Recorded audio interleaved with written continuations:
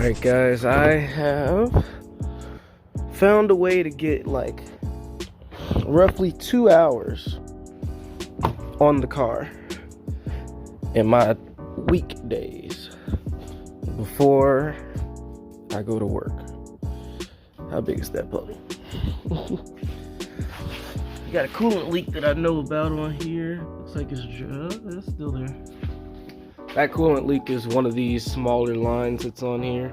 If you guys didn't see in the last video, one of these smaller lines isn't tight and it's dripping down and stuff like that. So I do want to tighten that up. I didn't focus on it last time because I was focused on getting the car started. But yeah, found a way to get like 2 hours before work on weekdays on the car. I'm only going to use it now because I'm trying to get this thing started and I'm not really trying to wait till the end of the month to do so. Did some research and I completely forgot to bring my note cards that had the diagrams, the electrical diagrams that I found written out. But some of the diagrams that I'm using is on here. And what I figured out, because my biggest thing with the car not starting is that all the wiring on the chassis is the same as when I had the rb20 in it, and the rb20 ran. So what's different if I didn't touch anything? It hasn't been proven to be a mechanical thing yet. It's confirmed to be something electric because something's not getting powered and something else is not getting ground. Doing my research, and if you looked at the last video, you saw that we had to bypass the clutch relay. You had to bypass the fuel pump relay to get it to crank and to get it to prime the pump. We sprayed starter fluid in the intake, didn't get anything, so ignition is also unconfirmed. Just so happens that the ignition circuit and the fuel pump circuit share one connector, and that connector is M63 right here, that chassis connector. They both have a connecting point in that connector before they get to the ECU, and that's a brand new Link ECU, so I don't think that that's the problem. I also remember in my when I was connecting the harness, that connector is supposed to have one of those clamp down things, and mine's had broken off. Let me get some light on here.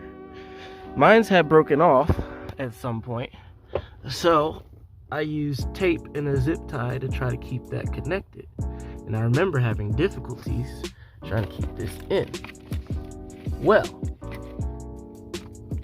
I'm pretty sure that this is the problem. I feel like this is not completely connected. That would just make sense because all of the wiring, all the grounds, all the powers and stuff are the same from when I had a running swap in here. But this is the only connector that was giving me problems. Excuse the spaghetti, I'm gonna clean it up once the car is running. I have it out like this for testing purposes so that I have easy access to stuff to test and see what's going on. But yeah, so what I'm gonna try to do, because I'm going to bet that this is either, for some reason, this is either in backwards or this is in and not fully making contact. Oh, I think that pretty much proves it right there. Look at how much space that is on that connector. That's supposed to be all the way in. So what I'm gonna do is try to hold this down and crank the car. If it starts, that's the problem. The other thing is I probably ran out of gas, so I got my whole gas thing going. I do have 2 little tanks over there, but seeing as though I'm only going to have 2 hours on the car, I didn't have time to come to the storage unit, grab the 2 tanks, drive away, get gas, come back, put gas in the tank. That probably would have taken like 30 or 40 minutes out of that 2 hours. So yeah, didn't want to do that. I think I got 2 1 gallons. Yeah, 2 1 gallons are over there. So yeah, I'm gonna go ahead and fill this thing up, or not fill it up, but put these 2 gallons in there so it can have some fuel to actually work with. And then we're gonna proceed forward. Let's try this again.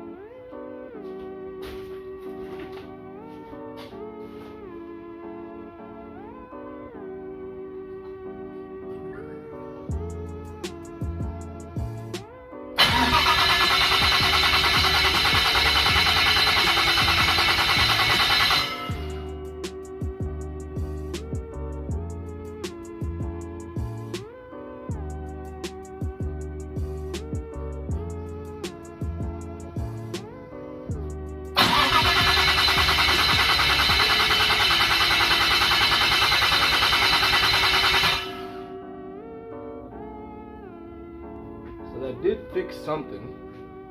Fuel pump primes on its own now.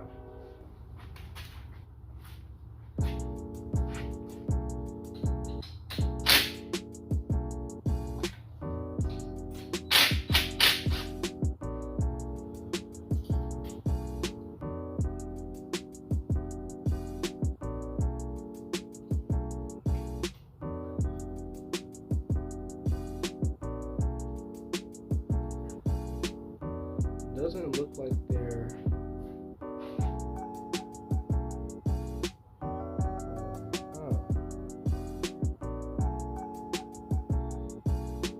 could be spark plugs. I'm not seeing that this one's wet, but another thing, I don't know if you guys can see that, but this casing is cracked.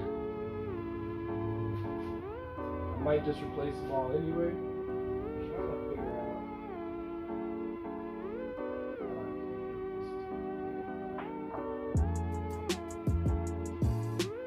What do you think? How should I ground it? Or how should I ground it so that I can crank it and still be able to see it?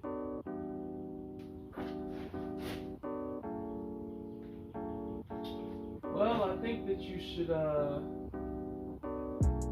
probably find a way to keep that propped onto that bolt for the strut tower. And then if you can find a way to keep that propped, take the camera, put it right there so you can record it. Let's try that. And then that way you can go ahead and just roughly right here. I'm going to have to review this footage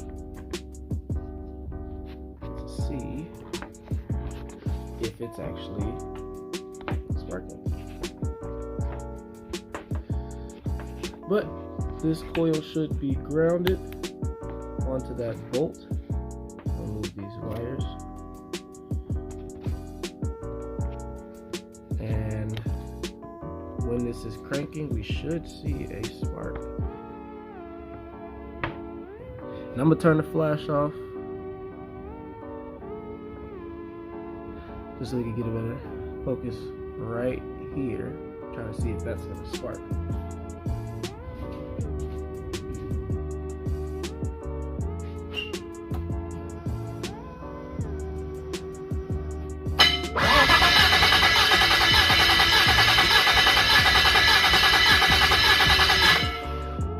Spark plug number 2.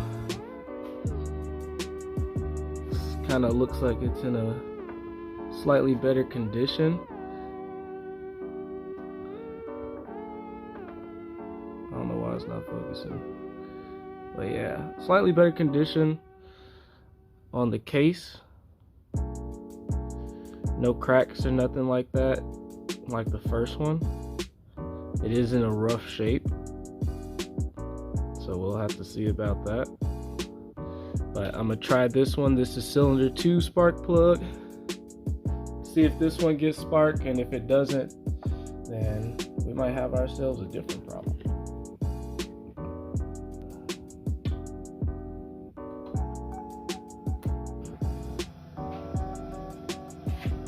Alright, so this leaves me with a couple things.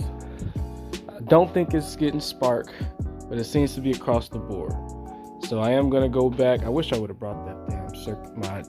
I wrote down the entire ignition coil circuit on a note card that I was supposed to bring, but I forgot to bring. So that sucks. But I'm gonna go back to that, see what else controls ignition spark. I don't think these are getting spark. I'll review the footage and see if they were. But I'm gonna replace these spark plugs anyway. They look like this. They don't look like they're wet. So I don't know if fuel is getting into it. And that is if the injectors are not firing, because fuel is getting to this line. We've confirmed that fuel is getting to this line. There's nothing between this line and the rail. So if it's not getting fuel, it's because the injectors aren't firing either. And that's something else that's ECU controlled. But I'm going to start at one at a time. I'm going to make sure that we get spark. And then I'm going to make sure that we have fuel, if that makes sense. What I was thinking about the connector was right, because I disconnected it and reconnected it. The one that's in that corner over here. Disconnected and reconnected that one. And now the fuel pump primes on its own. I don't have to jump that relay anymore. So that means that that circuit is working. So I'm gonna check the injector schematics. I'm gonna check the ignition schematics to see if there's another connector in between there. I just know that that was a common one that both the ignition circuit shared with the fuel pump circuit. And I'm like, okay, well, they're both not working, so let's try that first. But now we got the fuel pump working. We know that it's getting fuel to these lines, so we're gonna focus on ignition coils and injectors. But in the meantime, I'm gonna replace these spark plugs. I'm gonna replace all 6 of them just to see, and then we will go from there. We know it's holding fuel pressure as well, has compression, so it's really just fuel and spark that we're worried about at this point.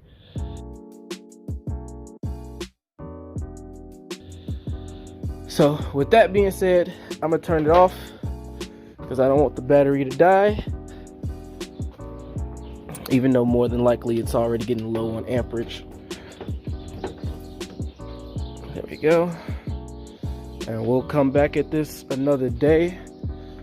For the next 2 weeks, these are going to be a little more drawn out because of the whole me only getting 2 hours on the car instead of the weekend, because I got these 2 vacations, so I'll be gone on the weekend where I would have 6 to 12 hours to work on this thing.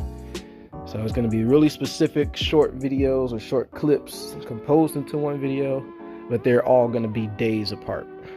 So, you know, just as the FYI and stuff. Out with the old, in with the new. Got it for every cylinder. So we're gonna have new spark plugs all around, and then I'm gonna try one more thing. So I did go ahead and do the injector circuit, and it's the same thing. The system, from a circuit standpoint, flows through that same connector. So I think that it's not fully connected again. What I'm gonna do today, after I put these spark plugs in, is I'm going to take the C-clamp that I have somewhere over here, and I'm going to use that to hold that connector together. And then once that's held together, I'm going to try to do first start again, and if it works, then we're good. If it doesn't work, I'm gonna take off the ECU patch and just have it direct. Try it again, and we're gonna kind of play around with it a little bit. But for now, I'm gonna pop these in. It's gonna take a little bit, and then we'll go back at it. A little bit higher of an angle. Can't find my C-clamp, which is perfect. I'm gonna try to just hold it in there as much as can.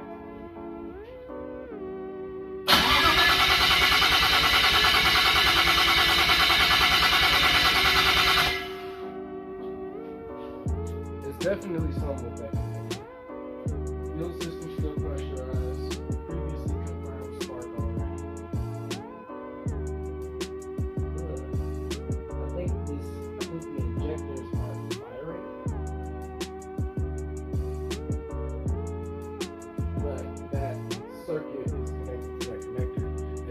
something pretty weird. Here, I'll show you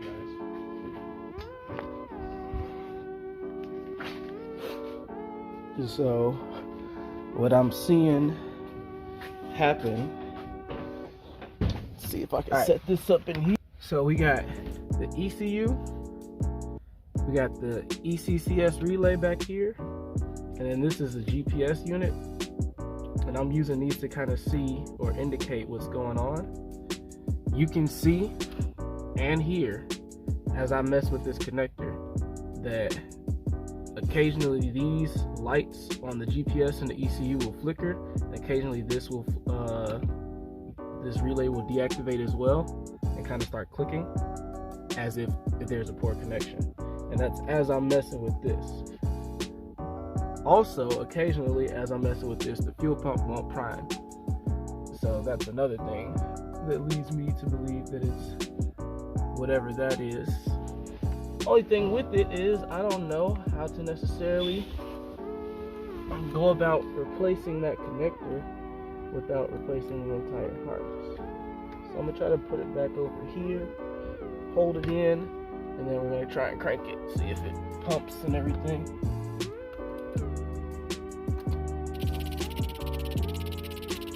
So now we got the low connection. I'll move around on the connector. And now we got a better connection.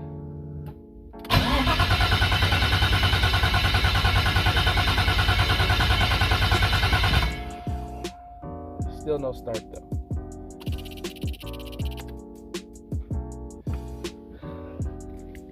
It's something related to this connector. I don't know if I have to get a new chassis harness because this connector doesn't want to work, or what. I'm gonna try to take it out and put it back in again.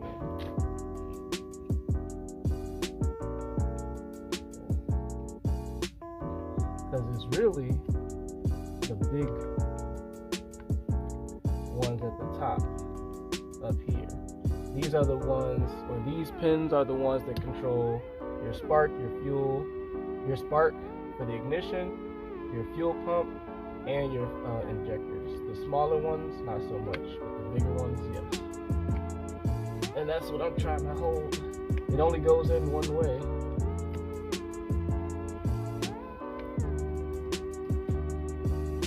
So let's try it now.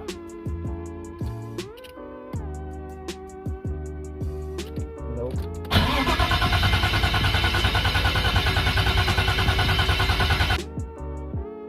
What I'll do is I'll do a little more digging, a little more research on that connector, and come back to it if I find a way to replace that connector. Then I'll go ahead and do that. And if it still doesn't work after that, then we'll do the fuel rail thing, confirm that that's going on. A lot of people are gonna say, oh, you know, it's the cam angle sensor. All you gotta do the cam angle sensor. It's known to fail. It's the cam angle sensor. This is only gonna control spark. It's not gonna control fuel. And we've confirmed spark, so shut up. But yeah, I've had like 30 people tell me, did you check your CAS? Did you check your CAS?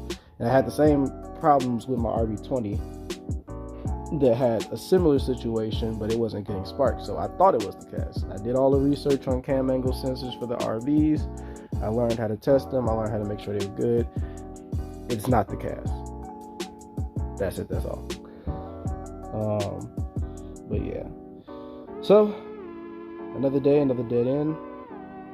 We'll have to come back to it tomorrow, or whenever I am able to come back up again, and go from there. Alright, so I'm back again, another day. I did some more digging, and I have another idea. And honestly, outside of this idea, I don't really know what else it could be. But here's what I'm thinking now. The connector is a problem, we've confirmed that. However, the latch that holds that connector in has always been broken. And my RB20 ran while that connector was without that latch. It just happened to be connected in the right way where it made contact, just like how I showed where sometimes the fuel pump will prime. It must have just been connected in that way for the entire time. Reviewed the footage again for ignition. And if you look at that, you'll notice that I have, well, you probably, you might not have been able to tell, but I was, because, I was the one turning the key. I had one spark in the on position, and then the brief moment between me going from on to start, I had a smaller spark. That was the second one. But while it was cranking, nothing. And on top of that, I've never felt the injector's pulse. So, after making sure that the circuit was good and everything like that, with the connector and all that stuff, the only other thing that controls these two is the ECU. I don't think my ECU is broken. It's a brand new Link ECU, straight from Link, not secondhand purchase, none of that. I don't think it's broken. But what I did find out, and what somebody did suggest in the past, is that the Link ECU, even though it has a bass tune, and I was expecting that bass tune to just be good for first start, you do have to calibrate it. You got to calibrate the map sensor, and you got to calibrate the launch times or something like that for ignition and injector. And I tried to confirm it yesterday by calling the place that I'm gonna get the car tuned at and messaging Link, but I hadn't gotten a response yet, so I just decided I'm gonna go for it today. But it's unconfirmed, but I'm thinking that if you don't program that stuff into the ECU first before trying first start, it'll never tell the injectors or spark to fire. Since I haven't gotten confirmation, and since I still have my OEM ECU, I'm just gonna swap it out. The drop-in G4 ECU for the R34 Nissan is the same pins as OEM. That's why it's a drop-in ECU. Only thing, if you guys watched the video that I did on the install, the only thing between this one and the other one is that I had to take the case out to put the Link one in, and this is just the ECU without the case.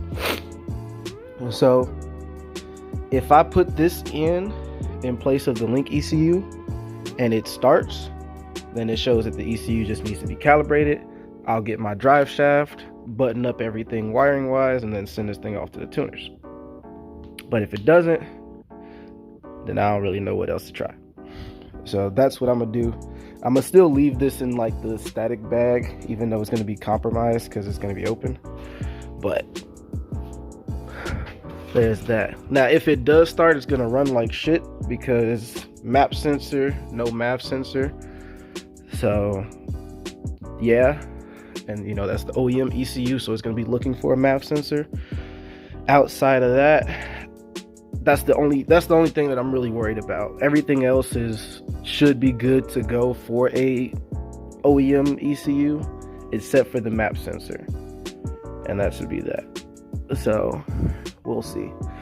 I'm gonna go ahead and pop this in and then set the camera up, cross my fingers, and then see if I crack. All right, so got it in there. Link ECU with the case, R34 automatic Nissan Stagia OEM blah blah blah, and still in the bag. So let's try that and see what happens. Let me go ahead and set this camera up.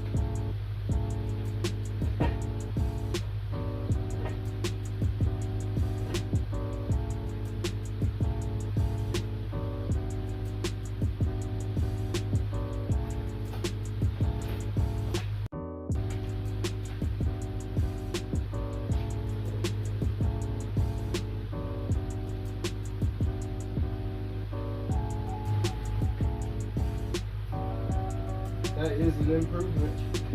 I'm gonna leave it at that for this video. And then when I have more information, I'll come back. It's probably gonna take me a couple days.